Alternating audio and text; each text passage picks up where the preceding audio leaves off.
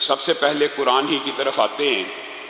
بنیادی طور پہ یہ جو وقت ہوتا ہے بڑا مختصر ہوتا ہے، تو ہم یہ چاہتے ہیں کہ میکسیمم ڈیلیور کیا جائے، ورنہ یہ جو باتیں ہیں ان میں سے ہر ایک وظیفے کے یا ایک صورت کے اتنے زیادہ فضائل و مناقب ہیں کہ اس کے لیے کئی درس ریکوائرڈ ہیں۔ مثلا سورۃ فاتحہ ہے، اس کے اگر سورۃ فاتحہ ہی کو بیان کرنے لگیں تو کئی لیکچرز درکار ہیں، لیکن اس کا جو خلاصہ آپ کے سامنے رکھتے ہیں کہ آپ نے اپنی زندگی میں سورۃ فاتحہ کو روزانہ 41 مرتبہ کم از کم پڑھ کے اپنی زندگی کا حصہ بنانا ہے۔ اس سورت کو سورت شفا بھی کہا گیا، سورت رقیہ یعنی دم والی سورت، منتر والی سورت، جھاڑ پھونک جو زمانہ جاہلیت میں ہوتے تھے، یہ اس سے بہتر منتر اور بہتر رقیہ ہے۔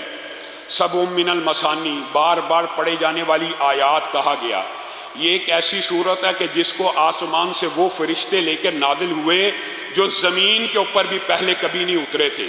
یہ ایسی صورت ہے جو بندے اور اللہ رب العزت کے درمیان تقسیم ہے۔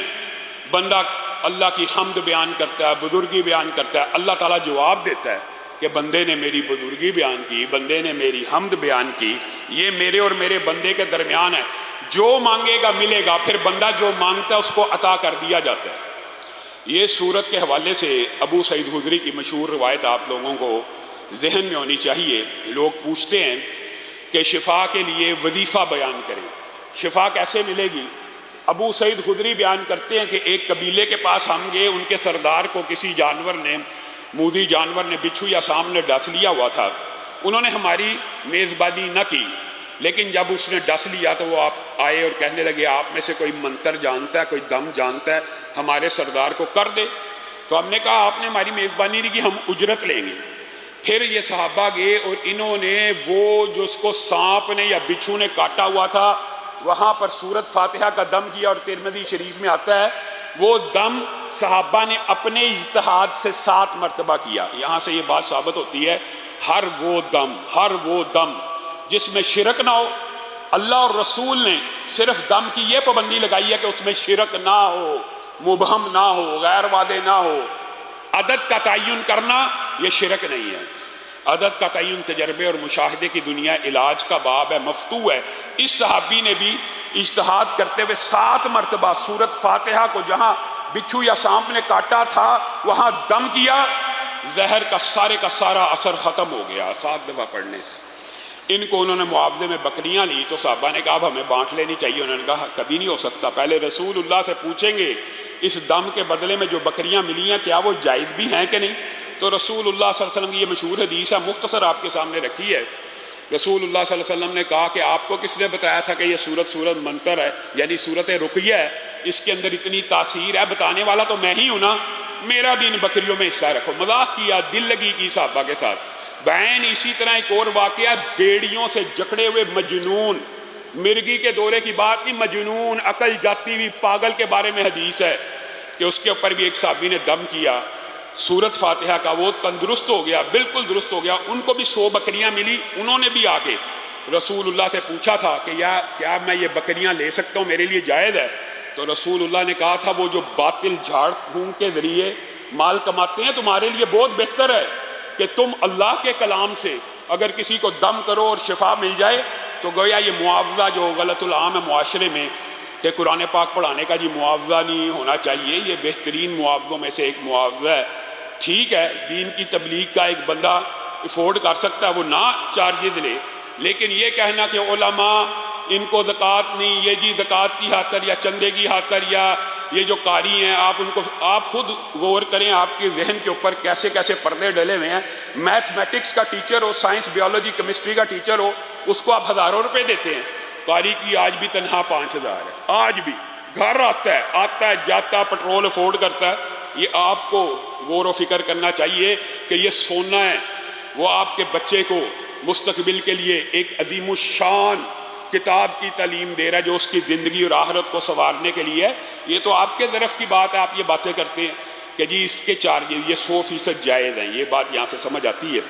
اور اس کے علاوہ بھی سورت فاتحہ کے حوالے سے بہت سی باتیں ہیں، لیکن ایک واقعہ بیان کر کے، اور یہ ہماری عینی مشاہدہ ہے، ہمارے اپنے کئی نمازی ایسے ہیں، کرونا کے مریض اور اس کے بعد بعض کینسر کے مریض، بعض ہمارے دوستوں نے اس سورت فاتحہ کو فجر کے 2 سنتوں کے بعد 41 مرتبہ پڑھنا شروع کیا۔ ایک ہمارے ساتھی تھے، اللہ ان کو غریق رحمت کرے، ان کو جگر کا کینسر تھا، انہوں نے 41 مرتبہ یہ سورت پڑھنا شروع کی، جگر کا سارا کینسر ختم ہو گیا۔ وہ الگ بات ہے، موت کا وقت مقرر ہے، وہ دوسری بیماری سے فوت ہو گئے، لیکن جگر کا کینسر درست ہو گیا۔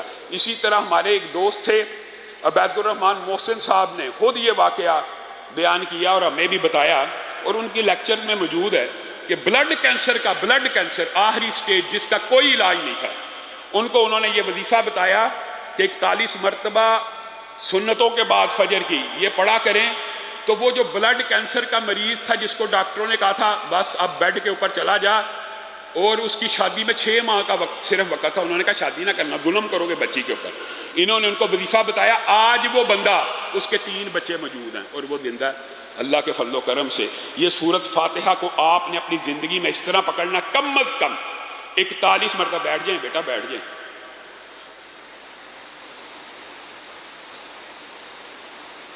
41 مرتبہ جو ہے وہ آپ نے اپنی زندگی کے اندر اس کو جاری و ساری کرنا کم از کم۔ اور اگر آپ چاہتے ہیں کہ یہ آپ کے لیے بہت زیادہ مجرب اور فائدہ مند ہو جائے تو ہر نماز کے بعد 41 دفعہ پڑھنے میں بھی کوئی ٹائم نہیں لگتا، لیکن زندگی میں 1 مرتبہ۔ آگے چلیے، سورت بقرہ کے حوالے سے صحیح حدیث موجود ہے، جس گھر میں پڑھی جائے اس گھر میں سے شیاطین بھاگ جاتے ہیں۔ 40 دن کی روایت بھی موجود ہے، 40 دن لگاتار جہاں پہ پڑھی جائے اس گھر میں جنات اور شیاطین کا قدم نہیں ڈلتا۔ آپ لوگوں کے پاس بھاگتے ہیں، پیروں فقیروں عاملوں کے پاس۔ اگر آپ نہیں سورت بقرہ پڑھ سکتے 40 دن، آپ اپنے بچوں کے درمیان تقسیم کر دیں، بھائی آدھا سپارہ آپ پڑھ لیں، آدھا آپ پڑھ لیں، آدھا آپ پڑھ لیں، آدھا آپ پڑھ لیں۔ سورت بقرہ گھر میں پڑھنا یہ باعث برکت ہے، جنات کو بڑھاتا۔ بالفرض آپ کے بچے اور آپ خود اس کے اوپر محنت نہیں کرتے تو کم از کم کسی ویڈیو کے اوپر، کسی سی ڈی کے اوپر، کسی آڈیو کے اوپر اس سورت کو 40 دن تک ہر بندے کو کم از کم اس کی ابتدا 40 دن کا یہ پروسیس مکمل کرے، اور اس کے بعد آخری 2 آیات جو پہلے آپ کے سامنے رکھی تھی ان کو پڑھنا شروع کرے۔ اور اسی سورت کے اندر ایک آیت ہے، ابی بن کعب خود بیان کرتے ہیں، رسول اللہ نے مجھ سے پوچھ لیا تو جانتا ہے قرآن پاک میں، پورے قرآن پاک میں سب سے عظمت والی آیت کون سی ہے؟ تو میں نے کہا اللہ کے رسول آیت الکرسی ہے۔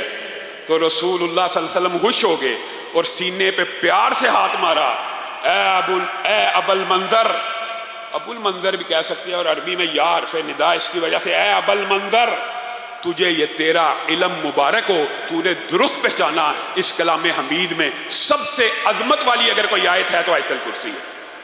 اب مجھے ایک بات بتلائیے، حضرت ابو امامہ بیان کرتے ہیں کہ رسول اللہ صلی اللہ علیہ وسلم سے میں نے ایک حدیث سنی ہے، حدیث آپ نے سننی اور یاد رکھنی ہے کہ اسم اعظم ہے اللہ کا، ایک ایسا اسم بھی ہے کہ جس سے اللہ کو پکارا جائے تو اللہ تعالیٰ وہ دعا فی الفور قبول کر لیتے ہیں، اسی لمحے میں، اسی وقت میں۔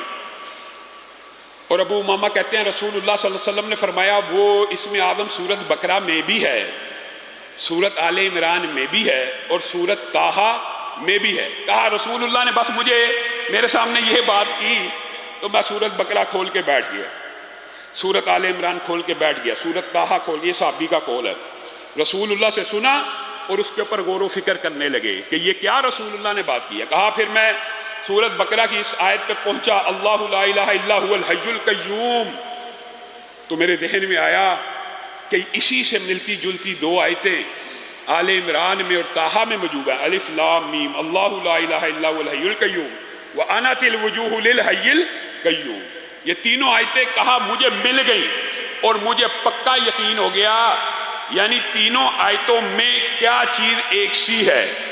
اسی وجہ سے محدثین نے، اور میرے جو نانا تھے خود بڑے شیخ الحدیث تھے حافظ محمد گوندلوی رحمہ اللہ، انہوں نے اسم آدم کی دیگر احادیث اور اس حدیث کو مد نظر رکھتے ہوئے ایک وظیفہ لوگوں کو بھی اور ہماری فیملی کو بتایا کرتے تھے، اور وہ کہتے تھے کہ مجھے یقین ہے، جیسے یہ ابو امامہ کی حدیث کے الفاظ ہے اور دیگر بھی اسم آدم کے حوالے سے 3 حدیثیں موجود ہیں، میں یہ سمجھتا ہوں کہ کوئی شخص اگر اسم آدم کو پانا چاہتا ہے تو وہ یوں کہے بسم اللہ الرحمن الرحیم، یہ بسم اللہ الرحمن الرحیم بھی شامل ہے، الف لام میم اللہ لا الہ الا هو الحی القیوم یا واحد یا ذل جلالی والاکرام۔ یہ مشکل نہیں ہے، بسم اللہ الرحمن الرحیم، الف لام میم، اللہ لا الہ الا هو الحی القیوم، یا واحد یا ذل جلالی والاکرام۔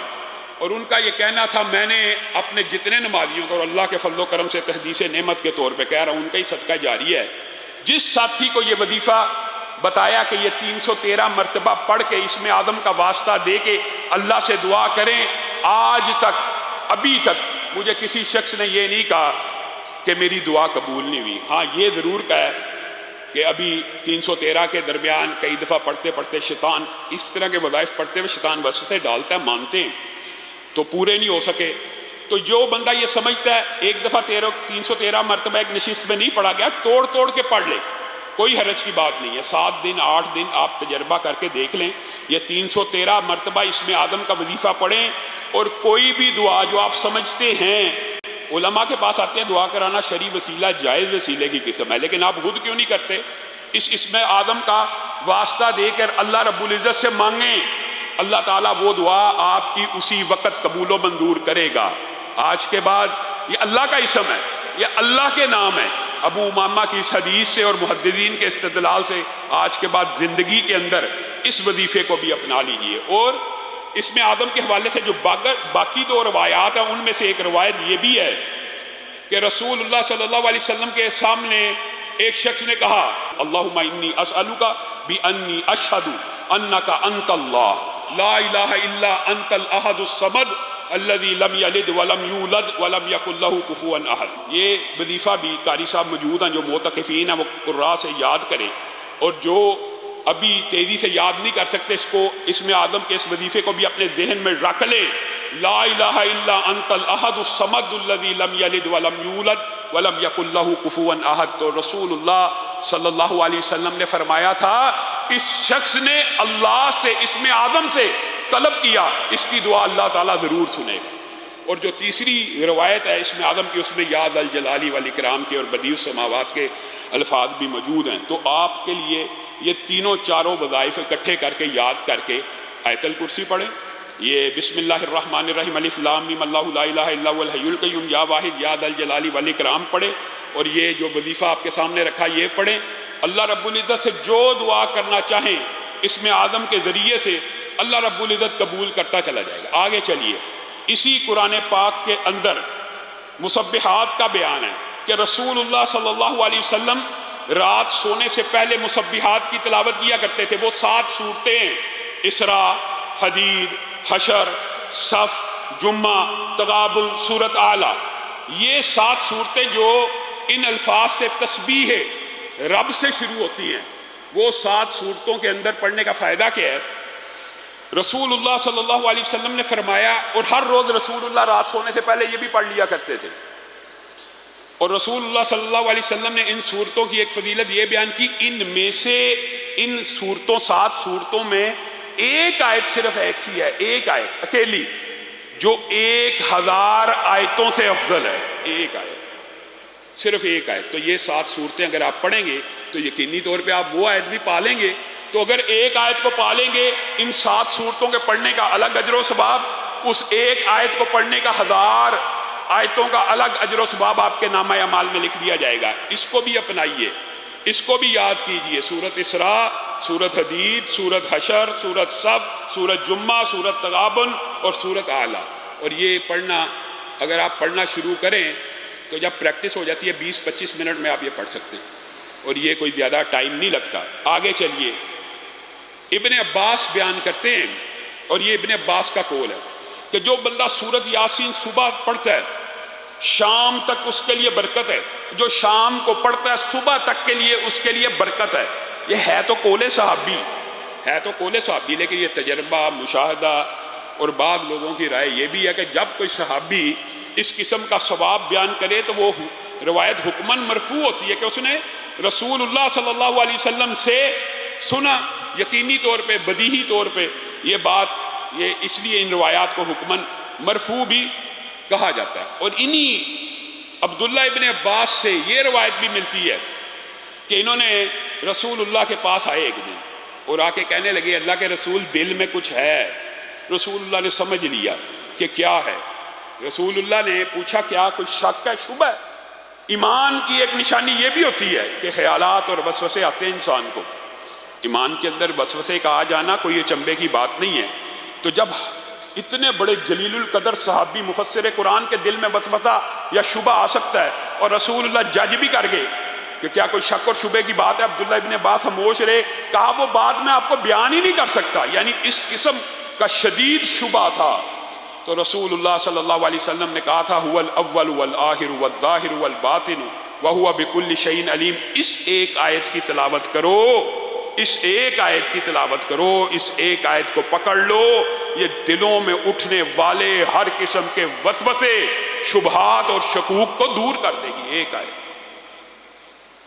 یہ جو صحابہ نے ہمیں ٹریننگ دی ہے، ہم نے وہ وظیفے نہیں پڑھنے.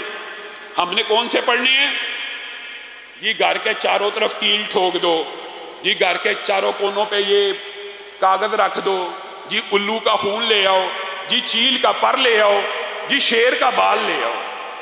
اس طرح کی باتیں ہمیں بڑی اٹریکٹ کرتی ہیں. اور جو صحابہ بیان کریں، جو رسول اللہ بیان کریں، جو شکوک و شبہات دل میں ایک آیت سے علاج بیان کیا، وہ نہیں ہم نے کرنا. آگے بڑھیے. اسی قرآن پاک کے اندر ایک صورت ایسی ہے جو بات میں نے آپ کی نمازوں کے باب میں رکھی تھی کہ ہر بندہ کل قیامت کے دن اپنے ہی حاصل کردہ نور اور اپنی ہی محنت سے کمائے گئے نور کی روشنی میں چل رہا ہوگا. اس نور کو حاصل کرنے کے لیے ایک بہت مجرب صورت ہے، وہ جو کل قیامت کے دن نور ظلمات کے اندر کام آنا ہے، پل صراط کے اوپر کام آنا ہے. بعض ایسے بھی ہوں گے کہ جن کے صرف انگوٹھے کے اوپر ہی نور ہوگا، پاؤں کے، جب جلے گا تھوڑی سی روشنی ہوگی، گھسٹتے گھسٹتے سسکتے چند سینٹی میٹر کر کے چل رہے ہوں گے. جو ہی انگوٹھے کی لائٹ جلی، ہلکا سا پاؤں آگے رکھ لیا، جیسے بند، اب تو گرنے کا خطرہ ہے، پھر جلی، پھر رکھ لیا. تو اپنے لیے اگر قیامت کے دن نور اور روشنیاں پیدا کرنا چاہتے ہیں، اپنی زندگی کے اندر نور اور روشنی پیدا کرنا چاہتے ہیں، تو رسول اللہ صلی اللہ علیہ وسلم نے سورت کے بارے میں متعدد باتیں بیان کی. 2 روایات صحت کے اعتبار سے بڑی مضبوط ہیں. ایک یہ کہ جس نے سورت کہف کی پہلی 10 آیات کو یاد کیا، پہلی 10 آیات کو یاد کیا، وہ فتنہ دجال سے محفوظ ہو جائے گا. اب مجھے بتائیے، یہاں پہ ہر گلی کی نکر پہ ایک چھوٹا دجال بیٹھا ہوتا ہے. یہاں پہ معاشرے کے اندر طرح طرح کے دجال ہیں جو اپنی خوش کلامی، خوش گفتاری کی وجہ سے لوگوں کے دماغوں کے اوپر جادو کر لیتے ہیں، اور لوگ سمجھتے ہیں یہی حق کا معیار ہیں، یہی حق پر ہیں، باقی سب باطل ہیں. جو بندہ سورت کہف کی پہلی 10 آیات کو یاد کر لیتا وہ دجال اکبر کے فتنے سے بچ جائے گا. تو انشاءاللہ یہ چھوٹے چھوٹے دجال جو ہر گلی کی نکر کے اوپر اولاد دینے والے، رزق دینے والے، جادوگر، شعبدہ باز، کاہن اور جادوگر، آپ کے اوپر ڈاکے ڈالنے والے، آپ کے ایمان کا جنازہ نکالنے والے، آپ انشاءاللہ ان کے شعبدوں سے بھی بچ جائیں گے. سورت کہف کی ہر بندہ وعدہ کرے یار 10 آیتیں پوری زندگی کے اندر، اگر 10 آیتیں یاد نہیں کرنی تو اس کلام کا آپ نے کیا حق ادا کیا. سب وعدہ کریں کہ ان 10 آیتوں کو یاد کریں گے. اور اس سورت کو جمعے کے جمعے جو پڑھنا ہے، یہ ایک جمعے سے دوسرے جمعے کے لیے انسان کے لیے نور ہے. یہی وہ نور ہے جو کل قیامت کے دن آپ کے کام آنا ہے. اور بعض روایات میں تو الفاظ ہیں پڑھنے والے کے جسم کے ارد گرد نور کا ایسا حالہ بن جاتا ہے جو مکہ تک چلا جاتا ہے، جہاں مرضی بیٹھا ہو اتنا نور ہے. یہ اللہ کا کلام ہے، یہ کوئی مخلوق نہیں ہے، یہ صفت ہے، یہ اللہ کی صفت ہے. اس کو پڑھیے. اور صحیح حدیث کے الفاظ یہ ہیں، ایک شخص سورت کہف کی تلاوت کر رہا تھا، آسمان سے فرشتوں کا نزول ہو گیا، اس کا گھوڑا بدکنا شروع ہو گیا. اور رسول اللہ صلی اللہ علیہ وسلم سے اس نے آگے پوچھا کہ میں ایسے روشن اور چھتری نما ٹمٹماتے ہوئے دیے دیکھ رہا ہوں. تو رسول اللہ صلی اللہ علیہ وسلم نے کہا تھا تو سورت کہف کی تلاوت کر رہا تھا، فرشتے اس سورت کی تلاوت کو سننے کے لیے آسمان سے نازل ہو گئے. آپ نے اس سورت کو پکڑ لینا ہے. آگے چلیے. بہت سی اور بھی صورتیں ہیں، لیکن جس بندے کو بہت زیادہ ڈپریشن ہو، نیند نہیں آ رہی، وہ سورت اما یتساءلون، سورت نبا 30واں پارہ جہاں سے شروع ہوتا ہے، اس کو بار بار پڑھے، یقینی طور پہ اس کو نیند آ جائے گی. باقی صورتوں کے حوالے سے گزشتہ درس میں آپ کے سامنے رکھا تھا، لیکن چند آیات ہیں اسی قرآن پاک کی، ان کو بیان کر کے اپنی بات کو آگے بڑھائیں گے. کچھ لوگ پوچھتے ہیں کہ بے اولادی کا جو مرض ہے، ہم اس کا شکار ہیں، بانچ ہے بیوی، خود بوڑھے ہو گئے ہیں، مثال دے رہا ہوں، یا بیماری کا شکار ہیں، یا ڈاکٹر نے کہا سپرم کاؤنٹ کافی نہیں ہے، اولاد نہیں ہوتی وغیرہ، تو اس کے لیے ایک بہت مجرب وظیفہ ہے، ربی لا تذرنی فردا وانت خیر الوارثین، ربی لا تذرنی فردا وانت خیر الوارثین۔ یہ 313 مرتبہ 40 دن ہر نماز کے بعد پڑھ کے تجربہ کر لیجئے۔ اسی مرکز کے اندر اللہ کے فضل و کرم سے متعدد ایسے لوگ موجود ہیں کہ جن کے گھر اولاد نرینہ بیٹا نہیں تھا ہوتا، انہوں نے یہ وظیفے کیے ہیں، اللہ کے فضل و کرم سے آج اللہ تعالیٰ نے ان کی گودوں کو ہرا کر دیا ہے۔ اور یہ ضمنی طور پہ بات آئی، آپ سب ساتھیوں سے گزارش ہے، آپ نے آمین کہنا ہے۔ ہماری جو پرنسپل ہیں، ٹیچر ہیں خواتین کی، باجی اقصیٰ، آپ سب دعا کریں اللہ تعالیٰ ان کو بھی اولاد صالحہ نرینہ نصیب کرے، اللہ تعالیٰ ان کو اولاد صالحہ نرینہ نصیب کرے، اللہ تعالیٰ ان کو اولاد صالحہ نرینہ نصیب کرے۔ جو بندہ یہ وظیفہ پڑھتا ہے اللہ رب العزت ان کو اولاد صالحہ نرینہ ضرور نصیب کرتے ہیں۔ ہاں، اس کے ساتھ 10 تسبیحات استغفر اللہ کی بھی پڑھنی چاہیے، کیونکہ استغفار کی جو فضائل ہیں انشاءاللہ صبح جمعے میں اس استغفار کے حوالے سے مفصل گفتگو ہوگی۔ آگے بڑھیے، جو بندہ شادی بیاہ اور اس معاملات کا شکار ہے اور یہ بات سمجھتا ہے کہ ہمارے بچوں کے اچھے رشتے نہیں آ رہے یا شادی نہیں ہو رہی، ان کو چاہیے کہ سورۃ قصص آیت نمبر 24 کی کثرت سے تلاوت کرے۔ اور کثرت سے تلاوت کرنے کی مراد یہ ہے کہ کم از کم 313 باری پڑھ لیا کرے، ربی انی لما انزلت الی من خیر فقیر، ربی انی لما انزلت الی من خیر فقیر۔ اور جو بندہ دل کے اور سینے کے یا اس کے اندر کانفیڈنس کی کمی ہے، یا کلام گفتگو کرتا ہے کپ کپاتا ہے، یا کسی کے سامنے جانے سے ہچکچاتا ہے، یا یہ مرض بھی آج کل کے بچوں میں عام ہے۔ اکثر بچے تو بڑے بلنٹ ہوتے ہیں اور سامنے کانفیڈنٹ ہوتے ہیں، بات کرنے میں ہچکچاتے نہیں ہیں، لیکن کچھ والدین کہتے ہیں ہمارے بچے میں اتنی شرم ہے کہ وہ کسی کے سامنے کلام ہی نہیں کر سکتا، گفتگو نہیں کر سکتا، یا گفتگو کرے تو کپ کپانا شروع ہو جاتا ہے، اور تقریر کرنا تو ایسے ہے جیسے ناممکن ہے، ٹانگیں کانپتی ہیں۔ ویسے تو یہ چیزیں تجربے سے بھی انسان کا کانفیڈنس بوسٹ ہوتا ہے، لیکن جو مجرب ترین وظیفہ ہے وہی حضرت موسیٰ کی دعا، ربی شرح لی صدری، اتنا مجرب ہے، اتنا فائدہ مند ہے کہ جن لوگوں کی بعض ڈاکٹروں نے کہا کہ ہارٹ کی سرجری ہونی ہے، کہ بائی پاس ہونا ہے، دل کے اندر چربی جمی ہوئی ہے، وینز کے اندر چربیاں، ان کے لوتھڑے جم چکے ہیں، بائی پاس ضروری ہے، انجیو پلاسٹی وغیرہ ضروری ہے، ان لوگوں نے صرف یہ آیت پڑھی ہے، ربی شرح لی صدری ویسر لی امری، ربی شرح لی صدری، اللہ تعالیٰ نے ان کے دلوں کو کھول دیا ہے، اور وہ جو خون کے کلاٹس اور چربی کے کلاٹس، بھائی شفا کس نے دینی ہے؟ اللہ نے۔ شفا آتی ہی آسمان سے۔ ہاں، یہ جو دنیا کا علاج کروانا ہے یہ بھی سنت ہے، یہ بھی باعث اجر و ثواب بن جاتا ہے، کیونکہ رسول اللہ کی اجازت موجود ہے، لیکن آپ قرآن پاک سے بھی شفا حاصل کرنے کی کوشش کریں، ان آیات کو اپنی زندگی کا حصہ بنائیں، تو اللہ کے فضل و کرم سے آپ دیکھیں گے کہ ان کے نتائج حیرت انگیز ہیں۔ اور اگر میں صرف آپ کو تجربے اور مشاہدے کی باتیں بیان کرنا شروع کروں کہ اس آیت سے فلاں کا ہر آیت کے نتیجے میں یہ باتیں آپ کے سامنے وہ رکھ رہا ہوں کہ جو پریکٹیکلی جو مریض ان سے شفا پا چکے ہیں۔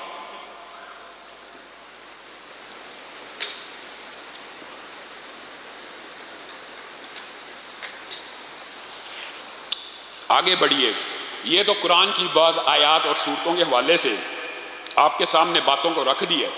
اسی طرح احادیث کے اندر جو آپ کو 2 وظیفے بتائے تھے، سبحان اللہ والحمد للہ ولا الہ الا اللہ واللہ اکبر ولا حول ولا قوت الا باللہ، اور اس کے ساتھ کیا بتایا ہے، لا الہ الا اللہ وحدہ لا شریک لہ لہ الملک ولہ الحمد وہو علی کل شیء قدیر۔ ان وظائف کے جو فضائل ہیں، میں نے کہا تھا میں آئندہ آنے والے لیکچر میں آپ کے سامنے رکھوں گا، تو پھر اگر بات وہی ہے کہ اگر اکیلی تسبیح کے اوپر بات کی جائے تو کئی لیکچرز ریکوائرڈ ہیں، لیکن خلاصہ نچوڑ آپ کے سامنے رکھتے ہیں۔ رسول اللہ صلی اللہ علیہ وسلم کی ایک حدیث میں جس نے سبحان اللہ و بحمدہ 100 مرتبہ کہا، اگر اس کے گناہ سمندر کی جھاگ کے برابر ہوں تو معاف ہو جاتے ہیں۔ ایک حدیث میں یہ ہے جس نے 100 دفعہ سبحان اللہ و بحمدہ کہا، پھر الحمدللہ کہا، پھر اللہ اکبر کہا، تو ہر ایک کے 100 دفعہ کہنے کے بدلے میں جو اجر و ثواب ہے وہ نوٹ کیجئے۔ 100 اونٹوں کو اللہ کی بارگاہ میں خرچ کر دیا.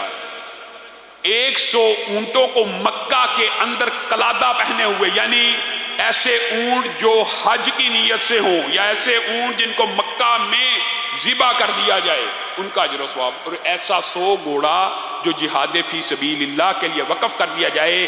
ان 3 الفاظ کو 100 مرتبہ پڑھنے کا اجر و ثواب یہ ہے. اور ام ہانی کی جو حدیث ہے، میں سمجھتا ہوں اس ساری تسبیح تحمید کا نچوڑ ہے. ام ہانی آئی رسول اللہ کے پاس اور آ کے کہنے لگی ہیں اللہ کے رسول میں بوڑھی ہو گئی، اب تو عمل کرنے کی سکت نہیں ہے. تو رسول اللہ نے کہا ٹینشن کی بات نہیں ہے، پریشانی اور فکر کی بات نہیں ہے. کیا آپ اتنی ہی بوڑھی ہو گئی ہیں کہ آپ 100 مرتبہ یہ 4 الفاظ نہیں کہہ سکتی؟ ان میں بھی یہ 4 باتیں شامل ہیں، سبحان اللہ والحمد للہ ولا الہ الا اللہ واللہ اکبر. اس میں لا حول ولا قوت الا باللہ نہیں شامل ام ہانی کی حدیث میں، لیکن یہ 4 باتیں شامل ہیں.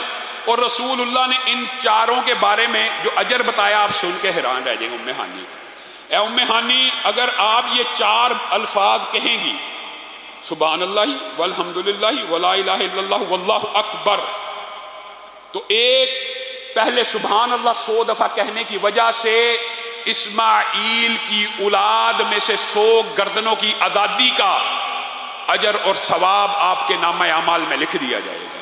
اسماعیل کی اولاد بابرکت، حسب نسب میں سب سے اعلیٰ، صرف 100 دفعہ سبحان اللہ کہنے سے اسماعیل کی اولاد کی 100 گردنیں.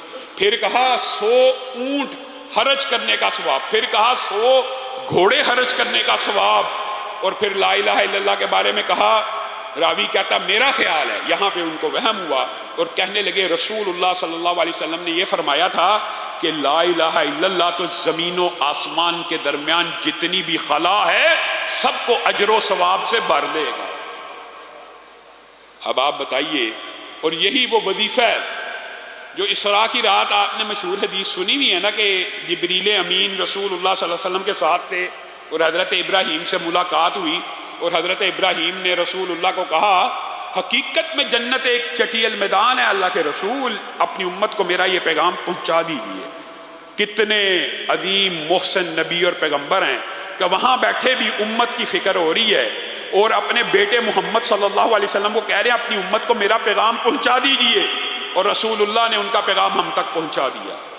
وہ پیغام کیا تھا؟ امت کو بتانا کہ جنت اصل میں چٹیل میدان ہے. یہ جو آپ کو درخت سبزہ لہلہاتے کھجور کے باغات نظر آ رہے ہیں، یہ بندوں کے اعمال کی وجہ سے پیدا ہوتے ہیں، بندوں کے اعمال کی وجہ سے پیدا ہوتے ہیں.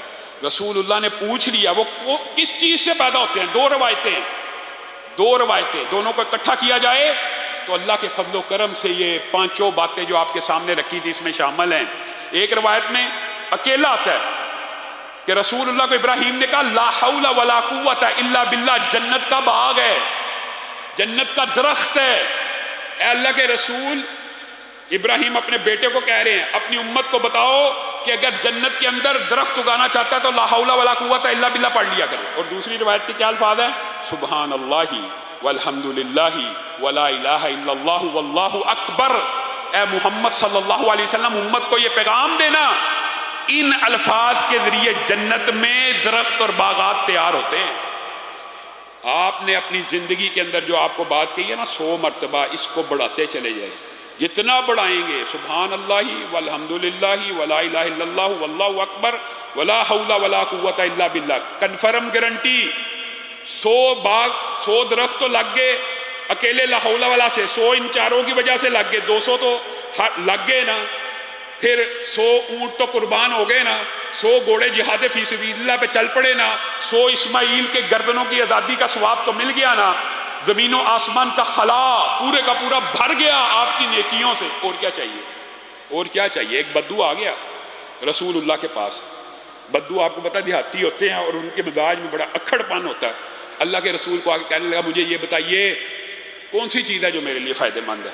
تو رسول اللہ صلی اللہ علیہ وسلم نے کہا سبحان اللہ والحمد للہ ولا الہ الا اللہ واللہ اکبر.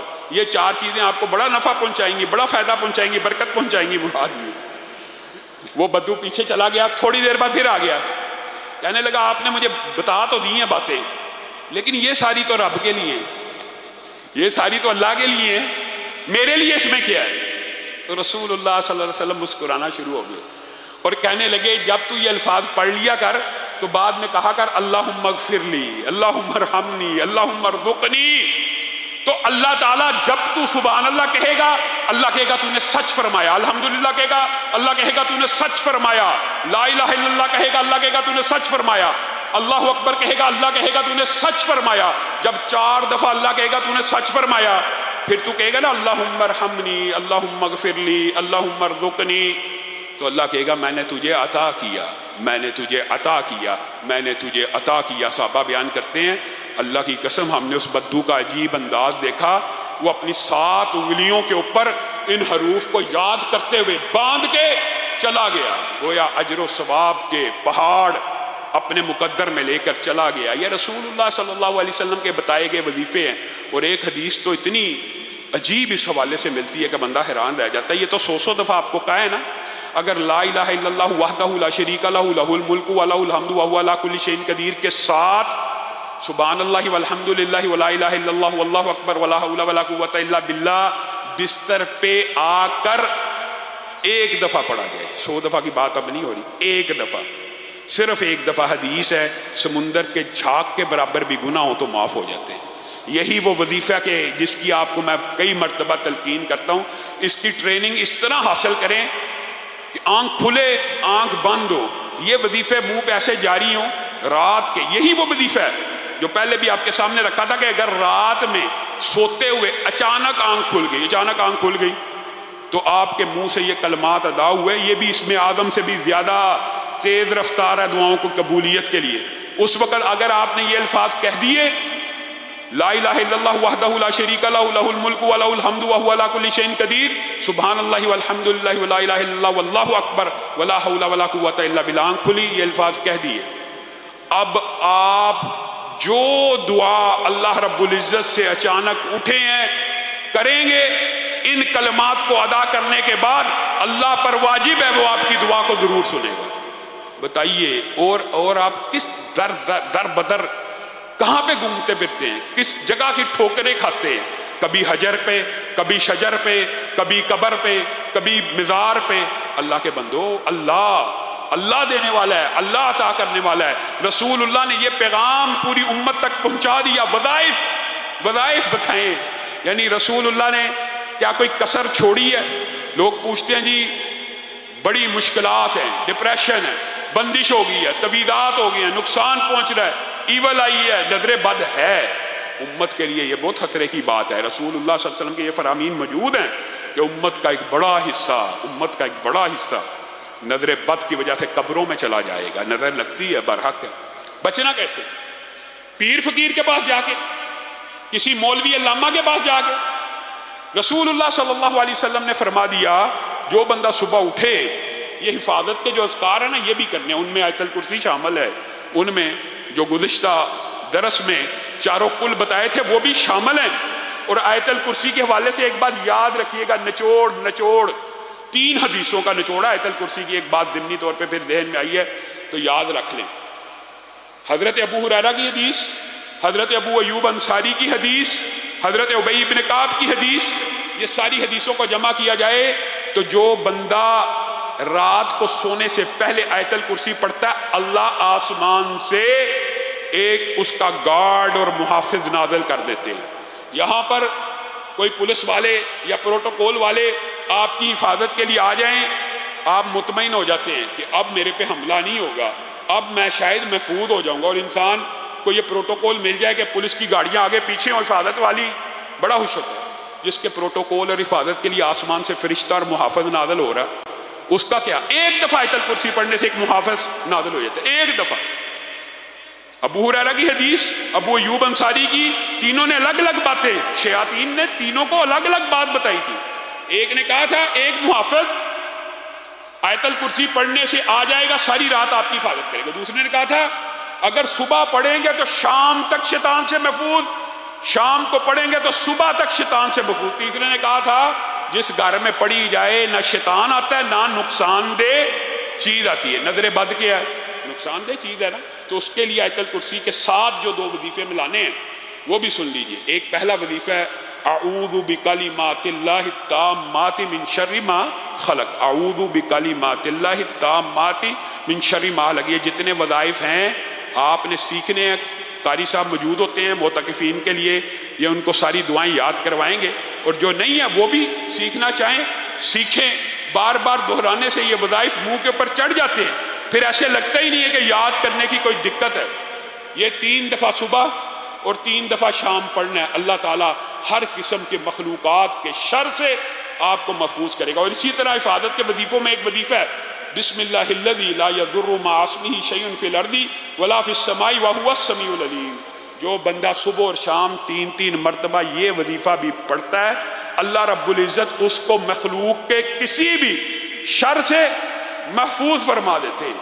اللہ رب العزت سے دعا ہے کہ اللہ رب العزت یہ جو وظائف ہیں، یہ اس کے علاوہ بھی وظائف ہیں، اگر موقع ملا تو آپ کے سامنے رکھتے رہیں گے، لیکن کم از کم جو وظائف یہ بتائے ہیں، جو صورتیں یہ بتائے ہیں، آپ ارادہ کرتے ہیں انشاءاللہ یہ ساری کی ساری آج کے بعد پڑھیں گے. اپنی زندگی کے اندر ایک کام کو معمول بنا لیجئے اور ایک کام کا وعدہ کر لیجئے. 7 دن رمضان میں باقی ہیں.